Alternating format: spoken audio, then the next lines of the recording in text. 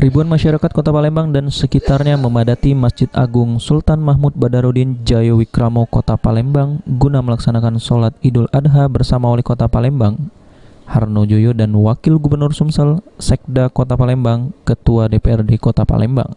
Dalam khotbah yang bertema Idul Adha dan implementasi takwa, Khotib Haji John Supriyanto mengatakan hikmah yang terkandung dalam ibadah haji adalah tauhid al-ibadah, yaitu menyatukan ibadah dan penghambaan hanya kepada Allah Subhanahu wa taala, dan tauhid al-ummah, yaitu memposisikan manusia pada kedudukan yang sama dalam pandangan Allah Subhanahu wa taala. Usai melaksanakan sholat Id yang diimami oleh Kiai Haji Ki Agus Nawawi Jenci Al-Hafiz, Wali Kota Palembang Harnojoyo mengajak seluruh masyarakat untuk mentauladani sifat-sifat Nabi Ibrahim untuk selalu berjiwa sosial dan semangat kurban dapat dimaknai agar kita dapat bermanfaat bagi semua orang.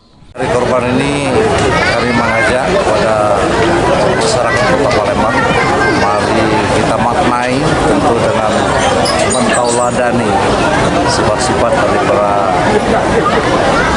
Nabi kita, Nabi Agung Salam, bahwa kita dituntun untuk terus berjiwa sosial.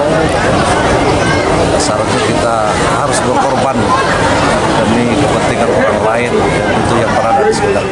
Usai melaksanakan sholat Id, Wali Kota Palembang menyerahkan sapi peranakan ongole dengan berat 1 ton lebih pada Hari Raya Idul Adha 1440 Hijriah. Sementara itu, Yayasan Masjid Agung menerima kurban sapi sebanyak 6 ekor dan kambing sebanyak 23 ekor. Heru Wahyudi, PAL TV.